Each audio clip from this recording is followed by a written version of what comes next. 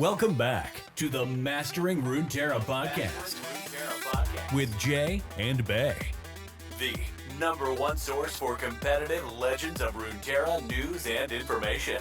If you're looking for the best decks to play right now, be sure to check us out on Twitter at Master Runeterra or in our Discord. And if you want to take the next step in leveling up your game, check out our Runeterra team on Patreon, where we do weekly learning calls and one-on-one coaching. Now strap in and grab yourself some Poro snacks, because we are about to start Mastering Runeterra. Welcome back, everyone, to another Mastering Runeterra podcast with Jay and Bay. We've got a great show for you today. We're going to catch up on what we've been up to over the last week, give you a little bit of a breakdown. We're going to talk a little bit about the ladder, what's going on there. Then we're going to talk a little bit about the tournaments that we played since the last podcast. And then we're going to go over the kind of do's and don'ts for seasonals. What we think you should be bringing, how to practice your second and third deck if you're kind of like maining one, and you don't maybe want to play those other two decks on the ladder. All that good stuff and more coming up right now. What do you say, Bay? I'm ready. Like, I never know what to say. You're wow. Like, what do you say? I'm like, you said it all. Very excited for you, Bay. Very excited. I may or may not. Oh, that's 30 seconds long. Yeah, I never know what to say. You're like, what do you say? I'm like, you talked about it all already. I know. Every time you're like, stuff? Things? I don't know. Well, what? Are you saying we need to change the intro? Am I not supposed to kick it over to you with the like... Thank our sister podcast? We did not. Good thinking. If you want more amazing Runeterra... Nope. If you want more amazing Runeterra content, go check out Runeterra Radio with Blevins and Saucy. They're the absolute best. You can find them over on YouTube, Spotify, all those places. Thank you, guys.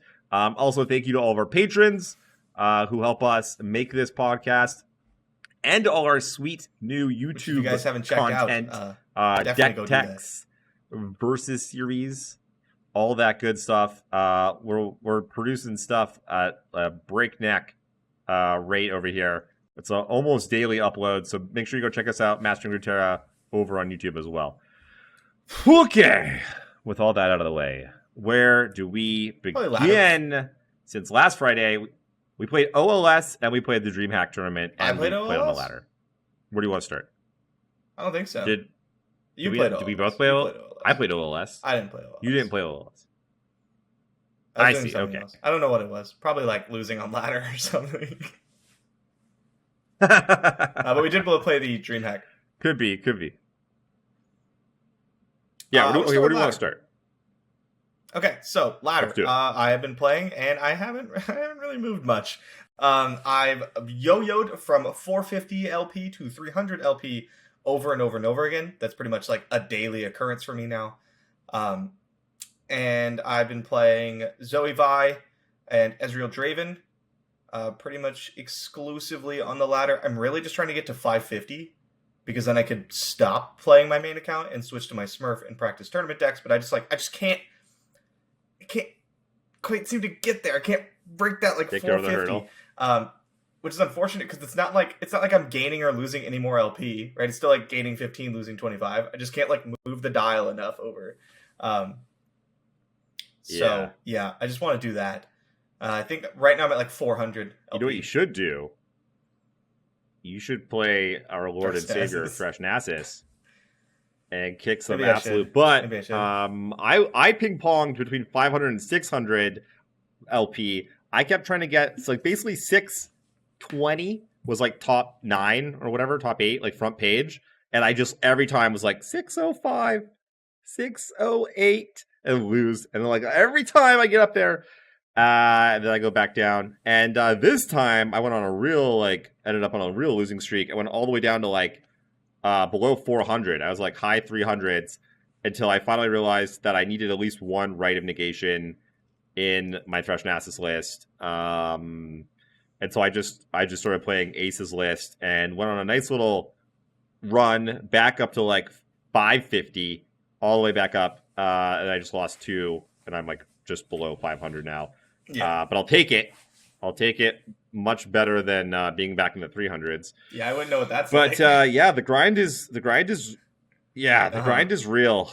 Trying to figure out, where I want to be with like worlds and everything. I'm like, I think I've just resigned myself to the fact I'm just going for it. I'm just going for broke. I'm just going to try and I really want a top 10 finish because I think 2 top 10s. I think I'm kind of like locked in for worlds. Yeah, I think it looks pretty good anyway. Points. Just win seasonals. Also going to win seasonals. Yes, that is also on the docket. Just win it. And speaking of winning, so we'll start with OLS. So I top 8'd OLS. Yeah. I was 6 rounds of Swiss. I went 5-0, then I lost the last round. I was playing TLC Thrush Nasus, Zoe Asol, and then ran into the anti-TLC lineup of Deep, Aurelia Azir, and Overwhelm, and I got smashed. As one should. That, like, TLC is basically like, God, that's like almost, you have to get so lucky versus TLC's like counters are so strong. Or something.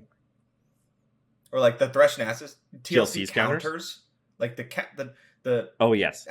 The counters for TLC are so incredibly strong against TLC that it's like it's easily the most counterable deck in the meta right now. It's like insane. Yeah. Interesting how things switch quite quickly because it felt like before TLC basically smashed everything and there was like some fringe decks that it was kind of like or whatever, like good against. Yeah, Overwhelm. Yeah, and yeah, now it's just become another one of those polarized decks that just smashes some stuff and then just gets smashed by other things, which is I'm like not hard really off that deck right now. I don't want to be anywhere near it. Yeah, no, preferably not, for sure. So yeah, made top 8. Played poorly in the top 8. Lost to the eventual winner, and I went to game 3. That was Zoe Asol versus Shen J4, which apparently is a bad matchup. I guess J4 is pretty good. But I definitely had. I don't know. It's supposed to be pretty good. I have no idea, but like River Shaper is pretty good. I'm trying to think of like how that matchup plays out. River Shaper seems really strong. I looked at the stats. I think on Mobalytics, and it looked poor. Like Shen J4 had the upper hand. But I definitely had a chance to win. There was like one. I was like kind of playing scared, which was really interesting. And there was a turn like on turn 7 when I had like 3 units out, and then I had like an Asol that was coming down turn 8. And instead of like jamming into my opponent and forcing like some trades or some damage through, I just like passed the turn and dropped my Asol, and then they were just like, they took their turn with like 11 mana, and we're just like, grab that, bury that, rally that, just destroy you. So oopsie. But, top 8's still cool, and lots of lessons learned. Like the old TLC is where it is currently. That was not obvious to me before that tournament. So went into Dreamhack and replaced TLC with Thrush Nasus. And let's see, there's 5 rounds of Swiss. So I went 4 and 1, Ezreal Draven, and then it cut to top. Asol, right? Mm-hmm. Yes, 5 rounds of Swiss. I played like 3 aggro decks. They were spiders, discard aggro, and Nox. It's like a Azir Darius kind of thing. Yeah, some of them just didn't even play Azir, but that, like, exactly, the noxious Shurima aggro. So yeah, that seems to be the go-to aggro lineup, and it's quite good. I lost once. I got a little bit overconfident. And then I think maybe both other rounds, I played against the Aurelia Azir Deep Overwhelm, and I was able to... I banned Overwhelm, and I was able to beat Aurelia Azir twice with Easy Draven. And I'm assuming Thresh Nasus was banned against that. Yeah. Yeah, Thresh Nasus got banned. So the switch out from TLC didn't do good. I cut to top 4. And there again, I played the aggro. It was Floppy Mudkip had the exact same lineup that I did, and then two players from Brazil that were on the same team, both with the same aggro lineup. I beat one of them, and then Floppy lost to the one person I lost to in Swiss, and then we rematched in the finals, and this time I was able to pull up the win. So I won. So I won Dreamhack. Thank you. So me and the other three winners of the last three tournaments will be playing in some sort of Dreamhack online showdown thingy in July. Not entirely sure, but results or more info to come. So yeah, that was cool. That was my first Runeterra tournament win ever, so I'll take it. You know, there's a lot of good competition. Yeah. You played in it. Floppy Mudkip was in it. Lots pretty of big Brazil, names. Yeah, so many Brazilians crushers. were in it. Yeah. So I'll take it.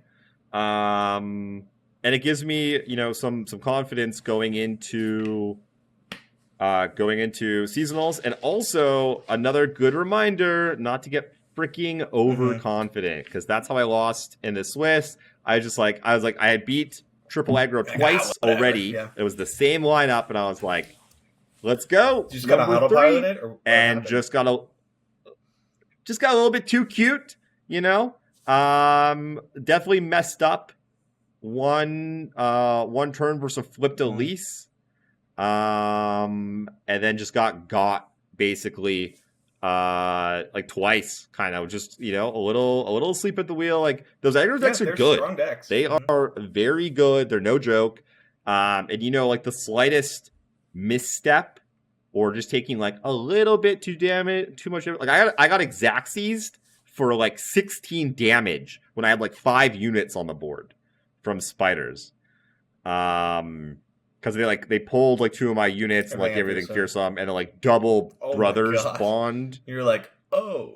Yeah. Well, while I had a Rite of Negation in my hand, so I was kind of like, yeah, you know what, we're good here. They just freaking Hayukin got me. So, really good lesson, and it's the same thing that happened in the last seasonals. You know, I was like whatever, I think it was 4-0 or 5-0, and then I just like again I was playing Nightfall aggro. And just like went on autopilot for a second, thought I had it in the bag, and then just got for Xaxes there as well. So something I'm really going to be concentrating on in seasonals is like really just reset my mental focus every round. Right? I don't know how many rounds are left. I don't know what my record is. I'm just here to win this round in front of me. Yeah. That's it. And really, really kind of, you know, focus on that. Because it's so easy. It's so easy to like, oh, you smash someone round 4, you're 4-0, you got a bunch of time to sit around thinking about how you're kicking ass. And then you get bodied because you were autopiloting. And you're like, what the hell? You just lose focus for a second. I'm trying to get my camera to focus. The second I move my hand away, it unfocuses. Look at it, it's focused. Come on, camera, work with us. Unfocused. So we're just going to deal with this, I guess. I also played in the Dreamhack event, and I was the experimental guinea pig. I took one for the team. I ran a lineup that I'm not used to playing. I ran the anti-TLC, like Demacia Asol lineup of Deep, Azirelia, and Turbo Thralls. And round 1, I matched up against the triple aggro lineup that you were talking about. Into a very, very good Brazilian player, and got just bodied. Like, it's the worst possible lineup for me. I couldn't do anything. They banned Turbo Thralls and just ran over Azirelia and Deep. Deep games were close, but like couldn't make it happen. And then round 2, my opponent didn't show up, so I got a free win there. And then round 3, my opponent had Deep, Turbo Thralls, and Ash Noxus. I banned Ash Noxus. They banned my Zirelia, so I played the Turbo Thralls matchup and the Deep mirror. Played the mirrors both times, which is miserable. Yeah, so tell people why. Okay, so Turbo Thralls, the mirror is like, you both just like do your thing, and hope to do your thing faster, and you don't interact with each other at all. At all. Yeah, you're literally just goldfishing.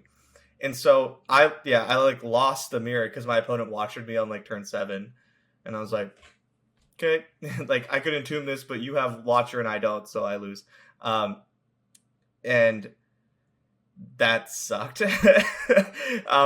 It's like it's fine to like lose mirrors and stuff, but like when I have no like, I'm not contributing to this at all. I'm just playing my cards, and you're playing your cards, and then one of us is gonna win, and that feels so bad. I hate that. Yeah. So yeah, played that. That sucked. I played the deep mirror. I wasn't really sure what to do because I'd never really played it. But I was a little slow off the starting block, but had a really good advantage, like card advantage wise. And then my opponent played Nautilus. I played Nautilus. They had a Nautilus's Riptide, bounced my Nautilus. I played a bunch of stuff, played Nautilus again. They had a Nautilus Riptide, bounced my stuff, and I lost. So that was like kind of brutal. And then I ended my tournament run there because I was like technically 0-2. Like I was literally 1-2, but my opponent didn't show up, and I was like, I learned what I needed to learn. I don't want to play this. Even if it's like really good, and it's really good if I run into the right lineups and stuff. I did not enjoy playing it. I hated that I was a dog to aggro. Like I don't like being weak to aggro. It does things for my mental. Not a fan of it. So yeah, I'm off that lineup. Doesn't mean that I won't include one of the decks in my lineup. It just means that I'm not going to be running like that kind of lineup. It has been seeing a lot of success with other people. Maybe instead of Turbo Thralls, it has like Overwhelm or something. But there's just like no TLC around because it's bad. I mean, maybe with this like rise in aggro we saw in Dreamhack, it'll come around again. But there's just not a lot of TLC, and so playing an anti-TLC lineup doesn't really make much sense. You know, yeah. The meta has finally shifted around enough that TLC has been pushed down, and now aggro is like rising way coming up. Back. Like you probably won't catch me on triple aggro or anything this seasonals, but yeah, I mean it seems to definitely be doing better than it was like a couple weeks ago, where it was virtually unplayable. Every lineup had like Threshnass's TLC, and you just couldn't play aggro. Yeah, neither of us are aggro players, and so we always kind of like against aggro. And the last seasonals, I was like screaming from the rooftops, like if you play aggro, you're dead. And then you played it, and sure enough, aggro got smashed. This seasonals, though, I think aggro is very legit, and I think it will do much better, because even. Because like we're saying, TLC is a pretty tough bring right now. And then you slaughter the Aurelia decks. And then even a lineup like mine that has Threshnasus, Dragons, let's say, and Easy Draven, like, you're still probably like 50-50 into Easy Draven with most of those aggro. Yeah, like probably lists. A little worse, right? And the Dragons just comes out really slow sometimes too, and like just doesn't get the job done. And that's like your worst matchup now. Any of this like Turbo Thralls, like Frezreal, the Deep, Aurelia Azir, Ashenoxus, a lot of that stuff, like you're just gonna smash those decks. And then, like I said, even the bad matchup like isn't like particularly bad. So you know, I see aggro as a very viable strategy, and also still trying to get my camera to focus. Also, for anyone that's listening at home, Bay's trying to focus his camera with his hand in the air. It looks like I'm waving over and over again. So yeah, I think aggro is going to do quite well, and I think if anyone that wants to play aggro or doesn't know what to play, that's that's probably a good way to go. Do you think you'll? Oh, go ahead. No, do you think that's the lineup you'll bring to seasonals? Thresh Nasus, Ezreal Draven, Zoe Azul? I'm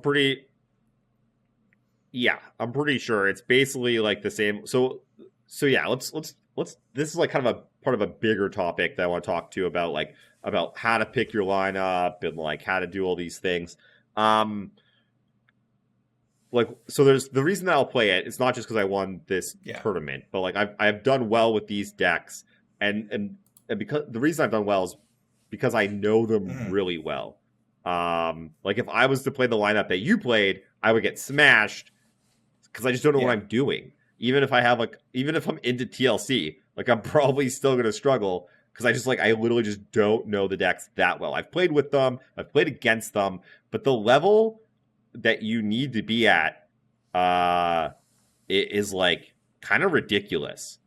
So to give an example, like I've been playing Thresh Nasus like only this season on ladder, and how I play certain matchups has constantly evolved and is still evolving to this day, like months. And like, I mean, I played Thresh Nasus like a bunch last season too. So like months and months later, I'm still learning and evolving and playing better and better and better in all of these matchups. And so I'm like going deep down this like rabbit hole of learning. And then I'll go play with my other decks. Like when I play Zoe Azul, or if I play Easy Draven, which I've also played a lot of, I'm like, man, I don't have that level of familiarity with the matchups like I do with Thresh Nasus. Like when I queue up against someone with Thresh Nasus, I know exactly what I want to do in almost every spot for the entirety of the game. I know exactly what they're going to do, and I know exactly what I can do and how I'm going to win. And then I start implementing that plan from like the jump, from before mulligans.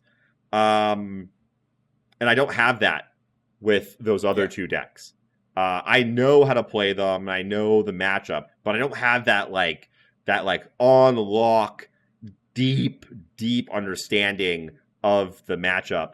And it's a tough thing to do, right? It takes a lot of time and a lot of practice and a lot of experience. And so one of the questions that we were getting from our Patreon, from our Discord channel, was like, how do you tweak and practice like that second and third deck? And I really like this question because it's like kind of something that I'm like kind of in the middle of working out right now.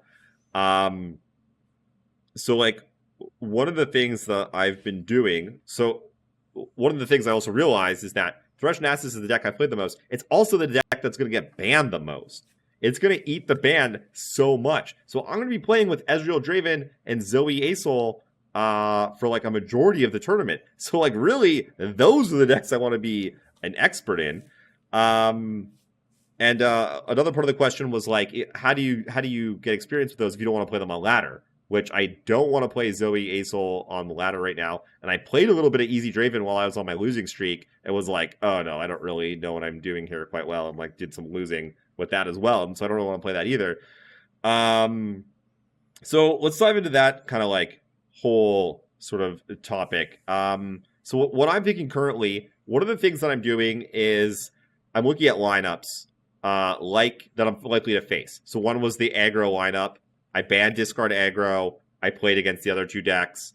Another one was the one that you played, the deep overwhelm.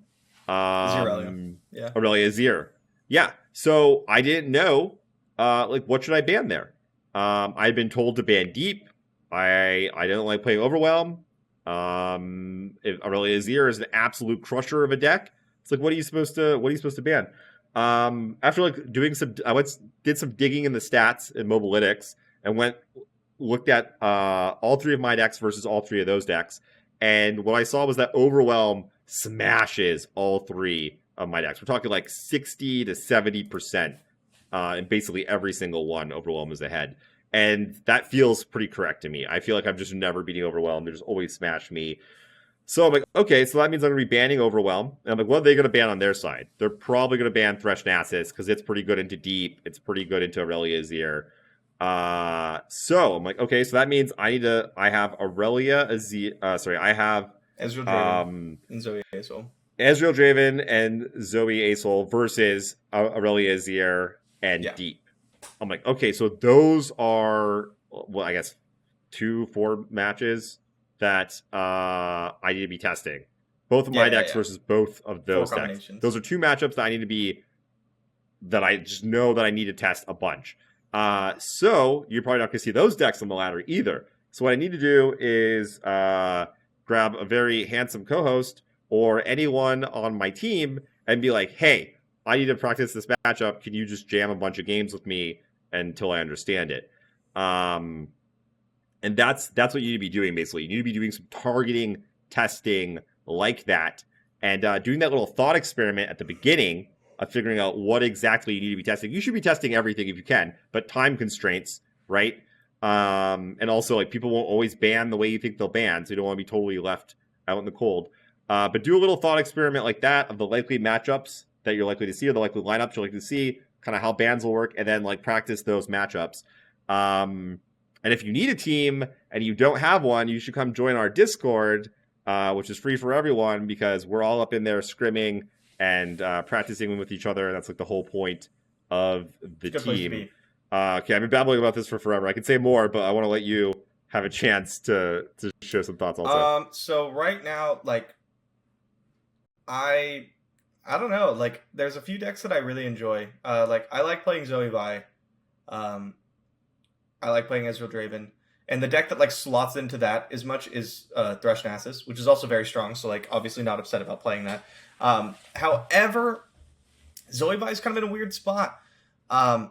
It's very good, but not, like, that good, you know? It's got a lot of, like, 50s, just, like, 50-50 flips, 45-55, the kind of stuff. The deck's hard to pilot. And I expect to see a lot of lineups like yours, Thresh Nasus, Ezreal Draven, Aesol. And so the problem with that lineup is that Aesol decks are one of Zoe Vi's worst matchups. So if we're running practically the mirror lineups, but I have to, like, ban the Aesol deck, your ban's, like, free. You get to pick whatever you want. And yeah, I don't know. It just doesn't feel like a very good place to be. But I do love Zoe Vi against aggro decks. You have quick, efficient burn, lots of blockers. I played probably more 1-drops than the aggro decks, right? I got the Spacey Sketchers, I have the Zoes, I have Poro Cannons, I have Thermogenic Beams. Like, I have so many things to do on 1 mana. And then you combine that with, like, efficient removal, and then life gain with, like, 3 copies of the Fangs and 3 copies of Star Shaping. It's so easy to beat these aggro decks. So I really like Zoe Vi there. It's just tough because, you know, you imagine these lineups and you're like, but what if my opponent brings these? It's like, well, then I'm kind of screwed. You know, there is no perfect lineup.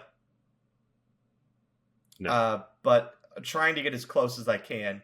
And yeah, something to be said for, like, I was just gonna say, I feel like Zoe Vi's a trap. I feel like it's just not.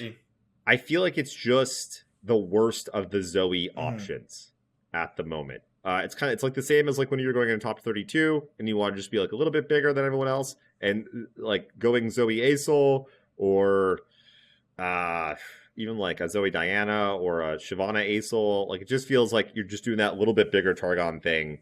And then I don't see the advantages. Like, where do you get the advantages of Zoe Vi? Like, maybe it's a little bit better into the aggro decks because sometimes those other slightly slower Targon decks can, like, you know, just get a draw full of 5-drops or something and you just die.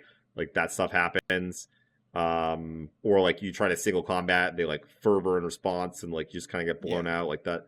You know, we're trying to gain life. Like, that happens. So maybe you're a little bit weaker to aggro, but I beat up on aggro with my list, and then I even ate a ban a couple times because they were like, "No, I don't want none of that." I mean, it is it's just quite powerful, right? Like the Zoe Ace deck, the Aesol deck is just very powerful. Is there a reason? Because you're not running any Shyvana, are you? No. So I was running 3 Zoe, 2 Aesol, 1 J4, which I want to swap out. The J4, not doing it for you. I think it's kind of just a holdover from last season. It has yet to really do anything. I should say it did nothing there's like it's done stuff. But how many times has it just been in my hand and not done anything? That's definitely been also, it's definitely happened. And would it just be better as like a Shyvana or maybe like another early draw? It doesn't have to be a champion up. at all. It could be anything else. You could add another Sunforger or Fangs or whatever you're lacking. Yeah, totally. A Spacey Sketcher, Sketcher was up there on my thinking. Yeah, because I've had games where I'm just like, just all 5 drops and then you're like, a 10 drop. And you're just like, oh god. Mm-hmm. Yeah. So Shyvana was also, I was thinking about like pretty popular 4 drop. Right. Is there a reason why you're like, what convinced you to go Zoe Aesol over Shyvana Aesol?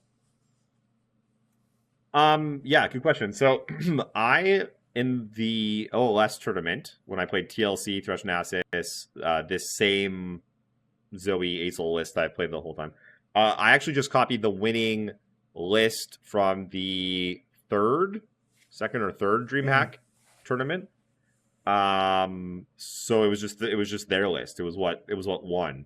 I also happened to just happen upon JL1's 9-0 lists, and I noticed that he was running the same thing, the 1J4. I'm like, oh yeah, I think that's the only place I had seen that previously, and so I feel like it's just like a holdover from last season that just hasn't gotten updated. Mm-hmm. Yeah, it was just kind of like, it's a good card, get it in there.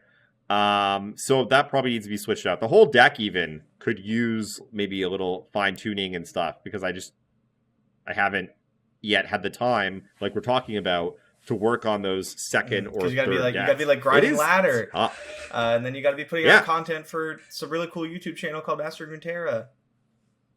Yeah, I'm trying to qualify for Worlds, playing in tournaments and stuff. It's just a lot.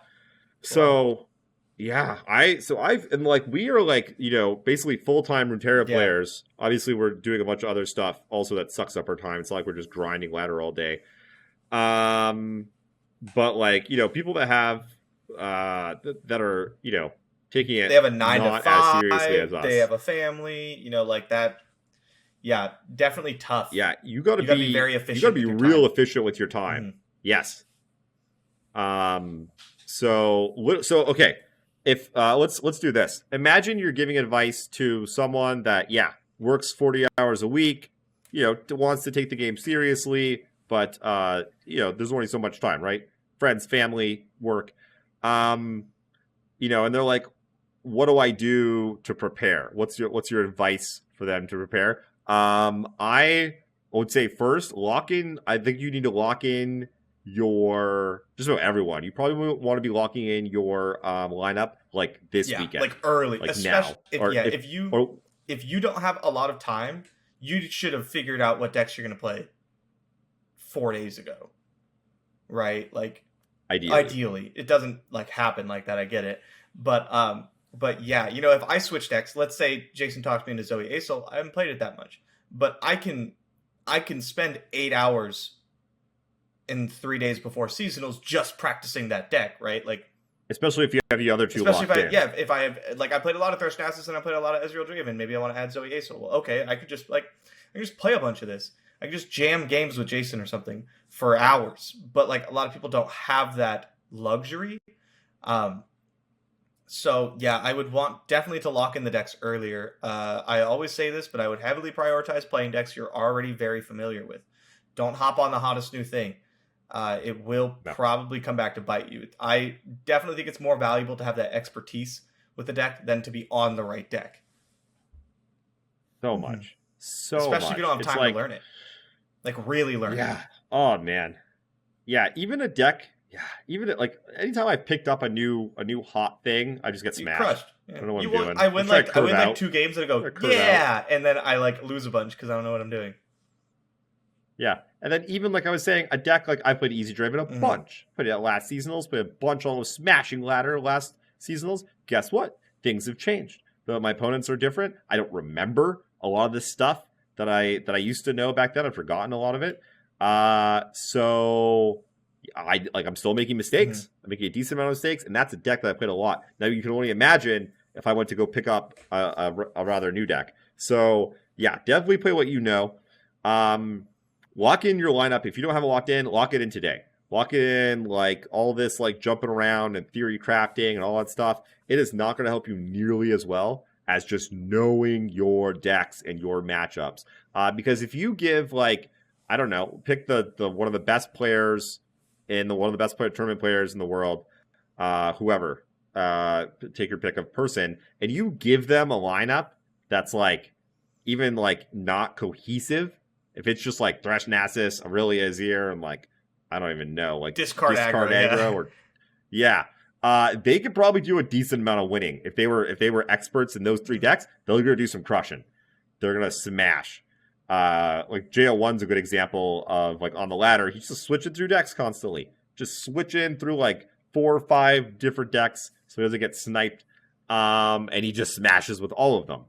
And also his lists are typically not particularly good, and he like readily admits that. And he's like, it's more about like how you play the deck. Yeah. That's what's like really it may important. not have the definitely want to have the tightest tech, but yeah, you want to have the tightest list you can, of course. It's important.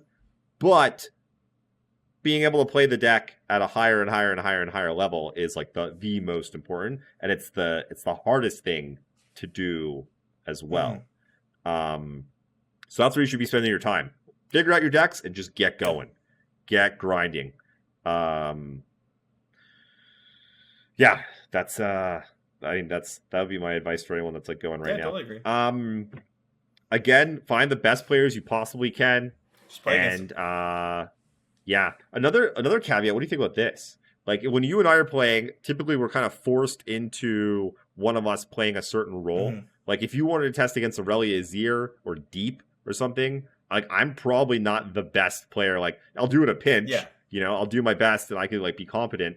Probably try to find somebody I don't know, how about like with it. Yeah. But if there's a deck like I don't know, Turbo Thralls, something I played almost none of. It's like, oh, like okay, like we're gonna struggle a bit.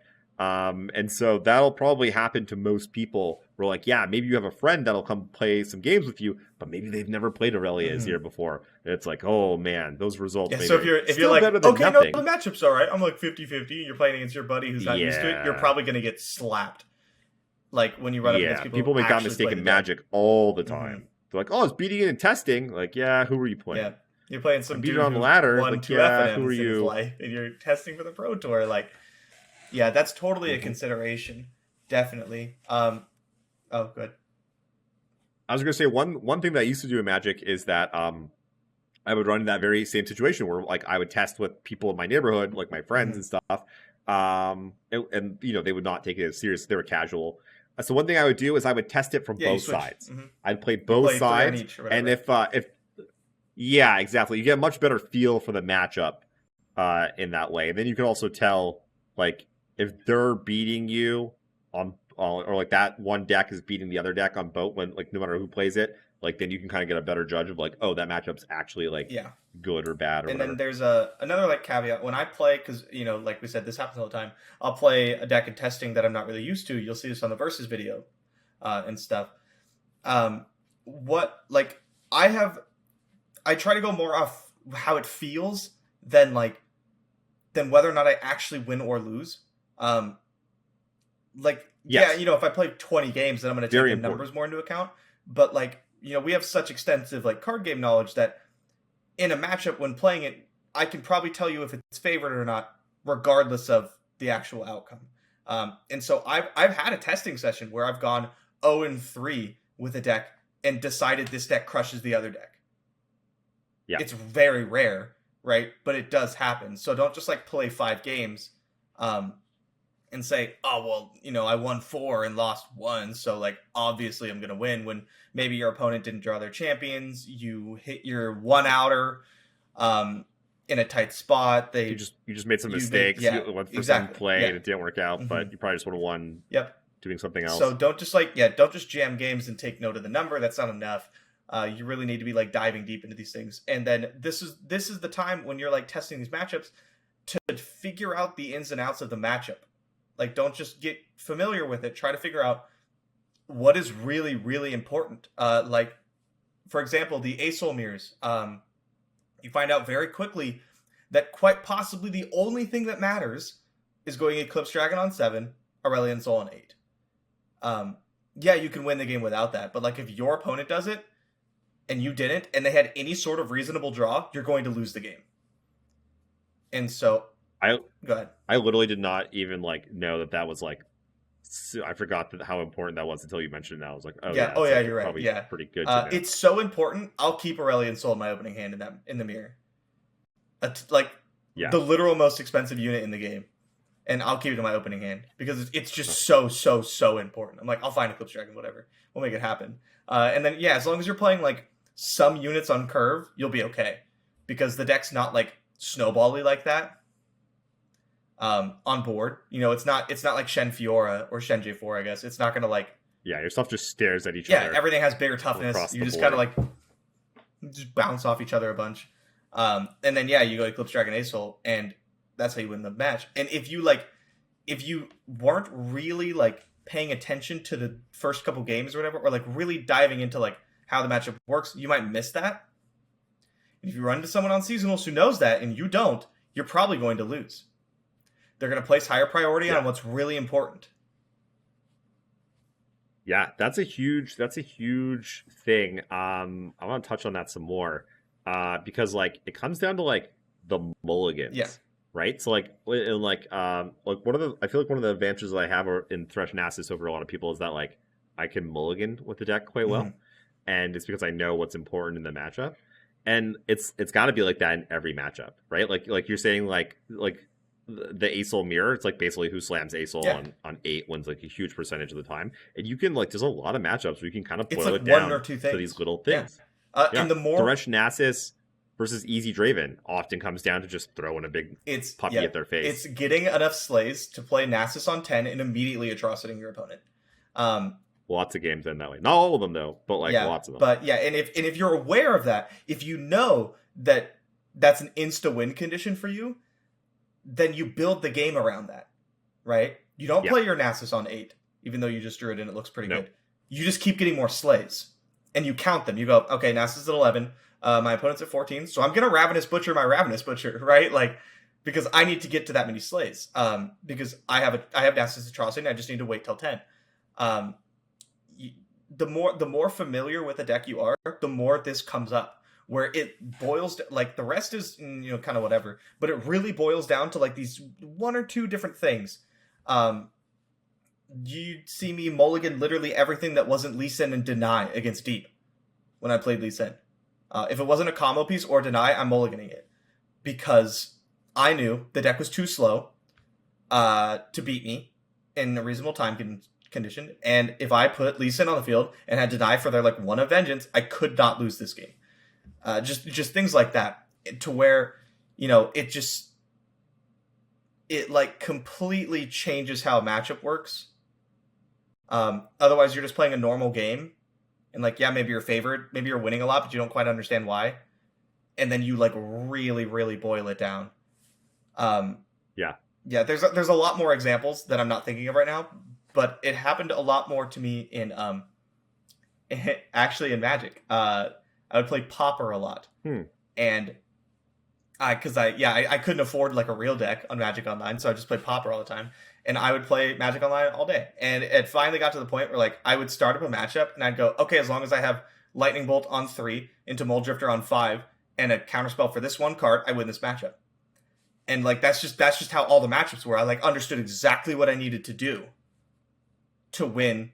Yeah. I at one point won 36 matches in a row on Magic Online. Well, that's sick. I won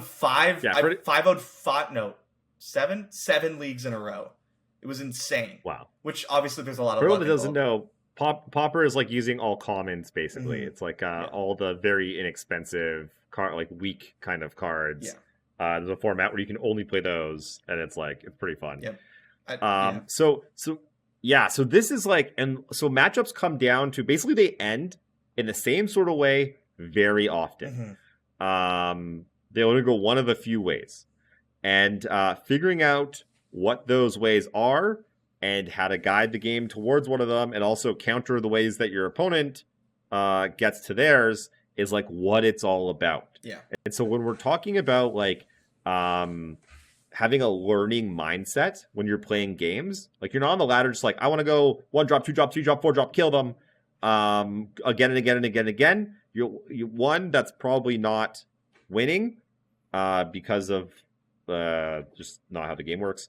And two, you're not learning anything. You're just trying to smash. You're just trying to smash face. Too many people are just trying to smash face. They're like, I'm gonna go guy, and kill you, and then go to the next game and do it again, again and again and again. And then you don't ever get anywhere because you're not learning these specific things that we're talking about.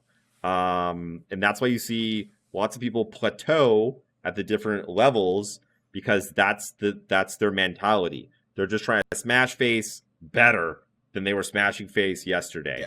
Yeah. When really this is what you want to be doing. You want to have this learning mentality where you're like trying to figure out like, oh, what happens if I do this? What happens if I pass here? What happens if I skip this turn? What happens if I what happens if I never attack them? Yeah. What happens if I trade everything right away? And understandably, a lot of these things can be very difficult to figure out on your own.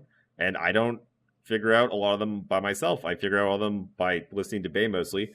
But also like listening to people in our Discord, listening to people on our little testing team, watching people stream, watching some VODs, reading articles, because it's tough. You can't do it to all figure yourself. This stuff out.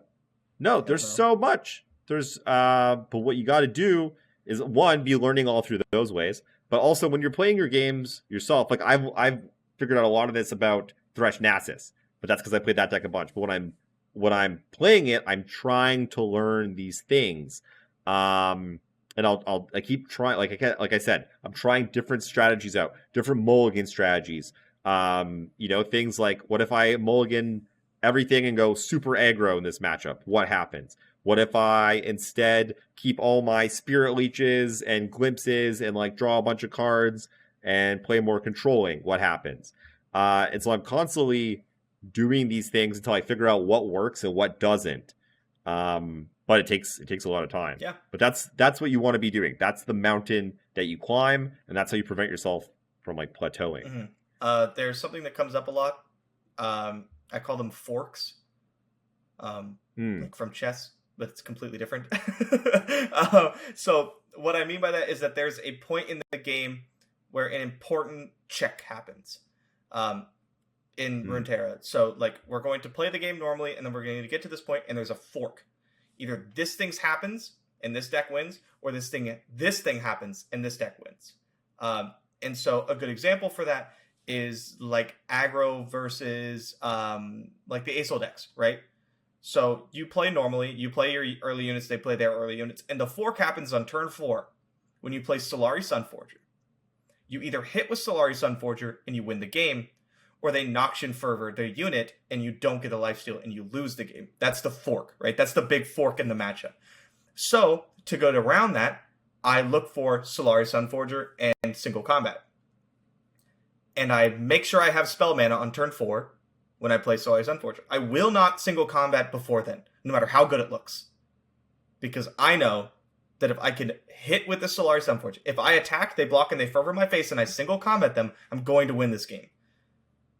And this isn't something that's automatically, like, you might not automatically think intuitive, that. Maybe you have a really good single combat that kills a unit and leaves you on board. No, you run your guy into Fervor a couple times, and then you're like... And then you start to figure it out. And then you run into Fervor, and then you single combat, blow them out, and you're like, pretty good. That's a little bit better.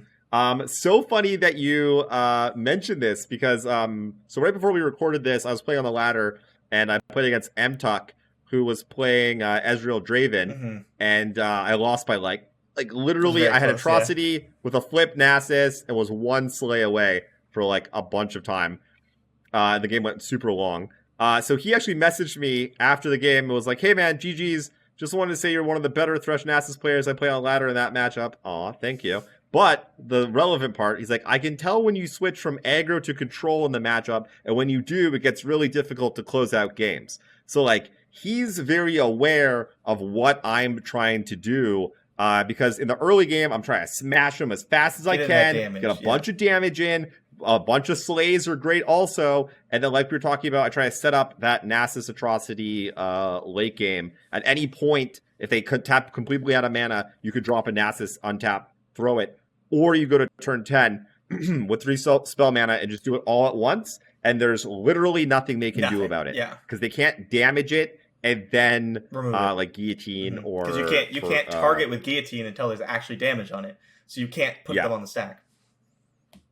And so figuring out that you can do that was one of the keys to start winning that matchup more. And then my opponents figuring out that that's what I'm trying to do. They now so they can, like MTuck is saying, he can kind of like tell when I'm switching gears and I'm like slowing down and I'm just like, I just want to survive until turn 10. And a lot of other opponents too, they can tell when that happens, and they start just jamming units on the board just like, and throwing stuff at my face because they're like, damn, I need to kill him. I even had an opponent, I hit turn 10 onto my turn, and they like sent me the Shen Bao because they knew they knew it was over.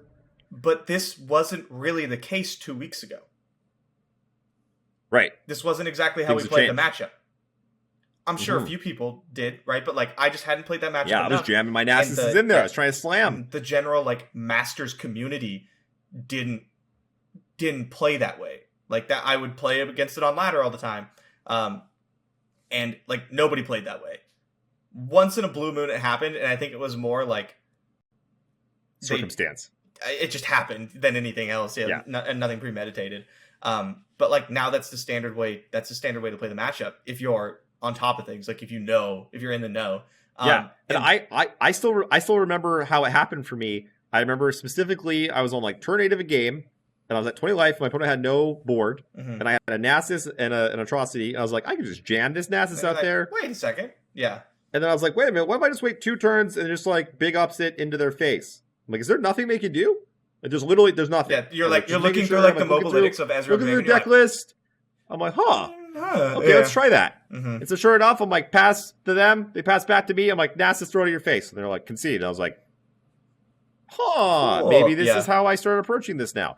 That's exactly the learning mindset you need to be having. That's exactly the kind of thing we're talking about. And that's how you have these little light bulbs and like figure out these strategies that other people don't know that gives you a leg up over them. You're welcome for the free advice, Nasus Thresh players. Yeah, there you go. There you go, Thresh Nasus players. Yep. Someone throws their Thresh Nasus at me in Teasels, I'm going to be real upset. Do you listen to my podcast? Yeah. They wait till turn 10, you're like, no! Yeah, now everyone knows the cat's out of the bag. That's kind of information we bring you guys here. The good stuff. Shoot. I was going to make one other point. I cannot remember now. But yeah, so I'll cover for you. I got you. So Thank you. Essentially, when you're playing a lot of matchups, those are the kind of things you're really looking for. Like, you know, obviously you want the little tricks. Like, okay, I'm up against a removal heavy deck. I should save my Glitus Beyond for when they point removal at my things, right? Like stuff like that.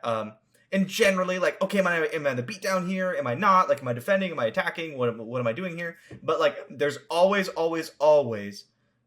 something that the matchup boils down to. You can always simplify it to a point. And it often takes a ton of experience to get there, to like even figure it out. Okay, I remembered. So one of the things, somehow in my mind, I hope I'm not alone in thinking this, but somehow like in the back recesses of my mind, I just assume that the players that are the best at the game are just like different. Like they're like, I don't know.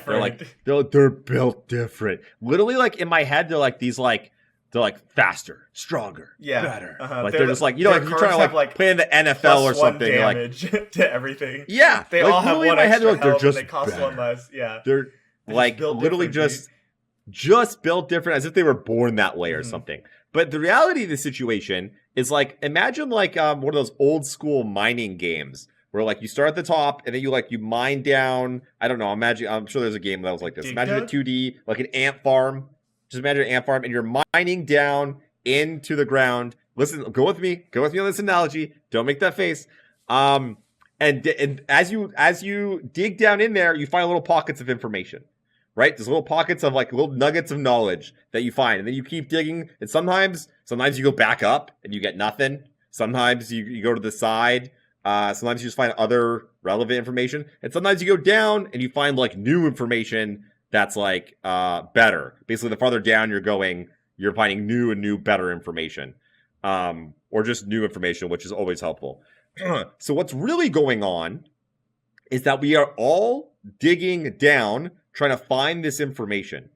Most people are probably just chilling on the surface, and they've like dug like one little hole or something. The very best players have just dug down farther. They're just down in the farthest rungs with information that the people above them do not have, which is what gives them an edge. And that's it. That's all it is. It's all information. It's just a game of information. And for some reason, I get in my head thinking like they're faster, they're stronger. No, I like, totally know what you mean. No, they just have more information in their heads. Mm-hmm. They understand the game more because they've gone down the rabbit hole more of theory and matchups and understanding. Like imagine you only knew how to play 3 decks. Imagine they were good decks. But you only knew how to play just those 3, but you knew them better than everyone else on the planet. You will be an absolute crusher. Imagine, like, you don't know how to play deep. You don't know how to play Aurelia Azir. You don't know how to play, just say you play the same 3 decks that I'm playing, but you're the best on the planet, all 3 of them. You're just gonna smash. Yeah. You are gonna destroy seasonals. You might have troubles in top 32 or something, but in open seasonals, you are gonna be, like, the best player by far. And so maybe that last example was not useful, but it's a game of information. It's just a game of information, and for some reason, I feel like that doesn't get talked about enough. Yeah. The reason the best are better than you is because they know more than you, and they put that information to better use. Like I mean, I'm a seasonal champion. Like we live in like top 50 ladder. Just for you. Just for you. So like to most people, we are some of the best in the world, right? And I can't tell you how many times I've been sitting talking with someone, having some expert of a deck backseat me while I play it to learn the ins and outs.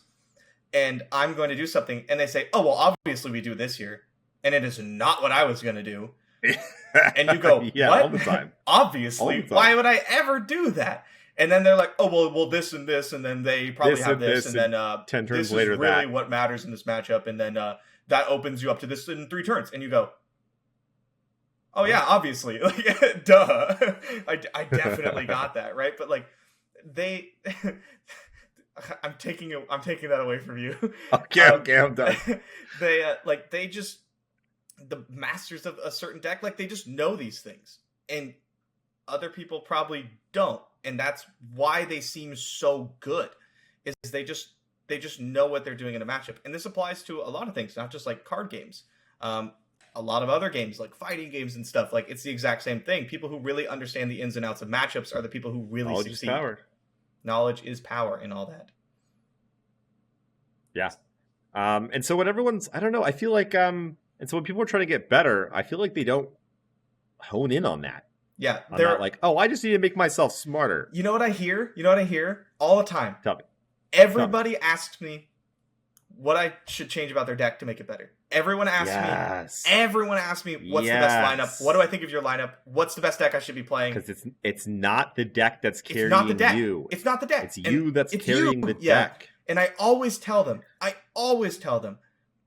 play anything that has a 50+% win rate on Mobalytics. Play that. Like, whatever you want to play. If it's a good deck and, like, it could win games, just pick one. Just play it over and over and over and over and over again, and you'll get better with the deck, and that's how you're going to, like, rank up and stuff. Like, imagine you roll off the couch and you're about to have a battle. It's like a gladiator thing. You've got all the different weapons in front of you. You're like, which one of these do I need to pick? Well, I'm really good with axes, so I'm going to tell you to use that, right? But, like, maybe you've never used one before. And then just, like... Yeah, like imagine there's a guy on the other side that's just like a really good archer.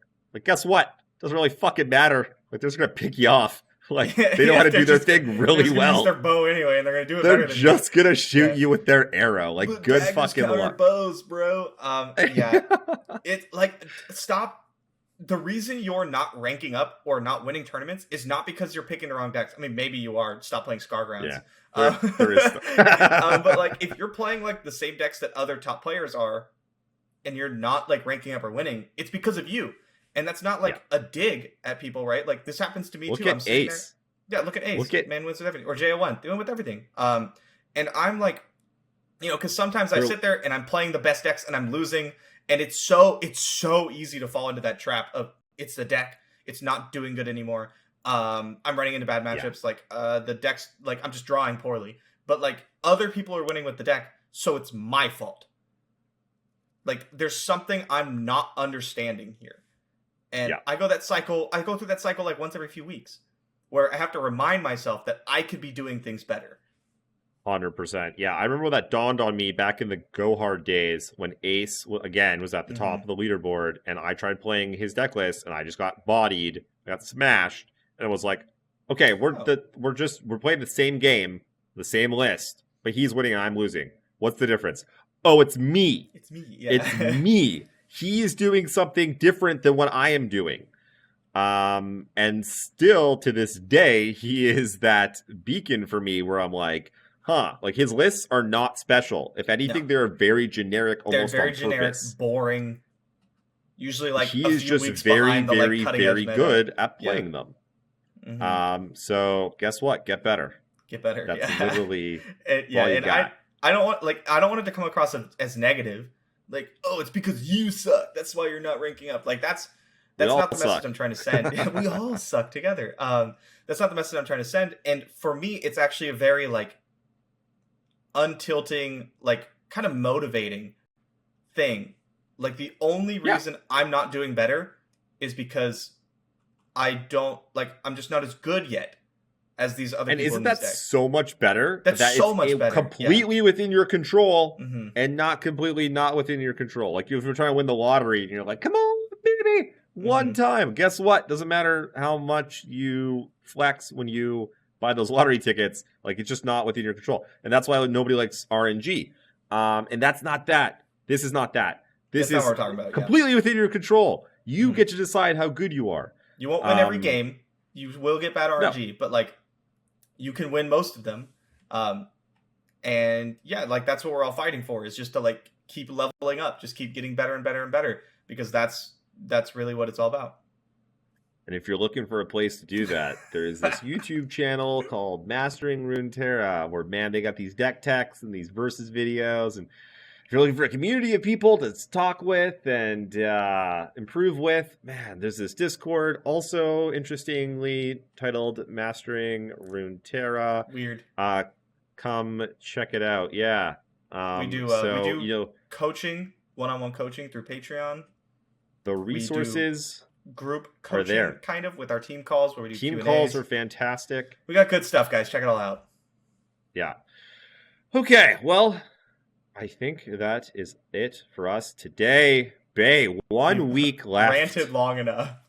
1 week left to seasonals. Man, it's gonna be here like that.